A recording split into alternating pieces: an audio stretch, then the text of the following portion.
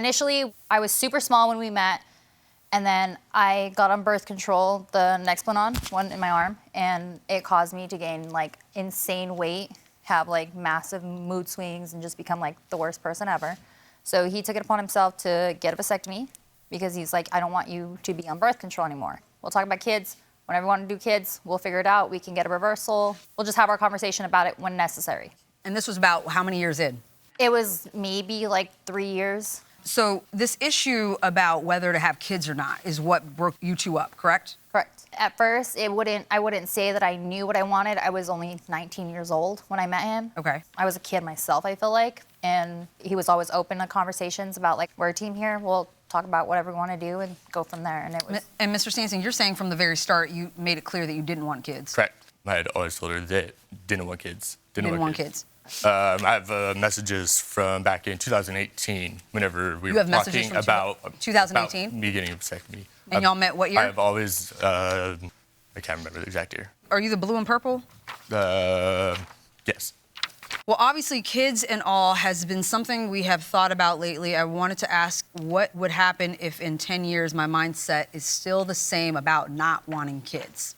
Then you respond, then you don't want kids. And he goes, how would you feel about that at that point in life? Honestly, I'm not going to get upset about some kids that could potentially up my life. I know it sounds selfish, but I want to live my life. I want to take life-threatening risks to say I did it. I don't want to be held down by something that is relying on me. I want to be able to sculpt my body how and whenever I want, blah, blah, blah.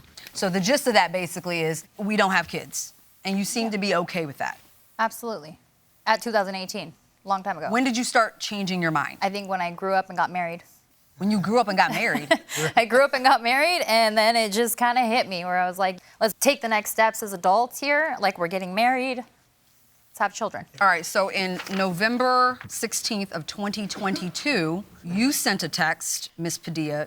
I don't know if I can go on without children. I want to be an adult. I want to grow up. I'm tired of party or bar on weekends. I want religion back in my life. I feel so lost. I lost major parts of who I am. I'm finally in my healthiest physically, mentally, and emotionally, and I'm ready for an actual life and family. I don't know if this makes any sense. It just hurts so bad. And this is after you're married.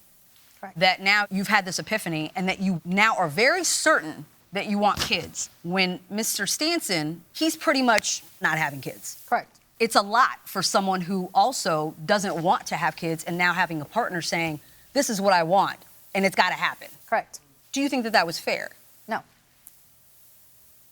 And why are you getting emotional?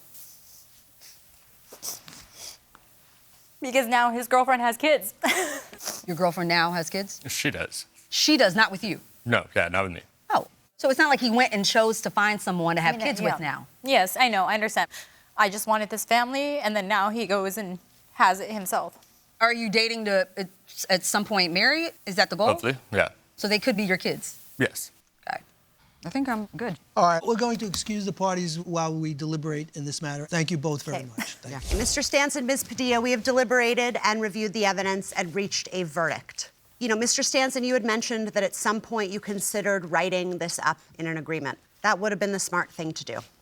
We're really hamstrung when we don't have any evidence and we have two litigants who essentially say that two different things happened. And it is your burden of proof to prove that you're entitled to the money. But at the end of the day, Ms. Padilla, you acknowledge that this was kind of a joint obligation, that you would have felt an obligation to pay back some of it had you not broken up. And at the end of the day, breaking up really doesn't affect financial obligations when there's a pre-existing agreement. At the same time, we don't really see any evidence that persuades us that Ms. Padilla should bear 100% of the responsibility for this, that this was a joint venture, if you will, that the two of you kind of went into this together. Who came up with the idea first is really not the relevant legal inquiry. And so in the absence of some more compelling evidence, the best thing we can really do is split this 50-50.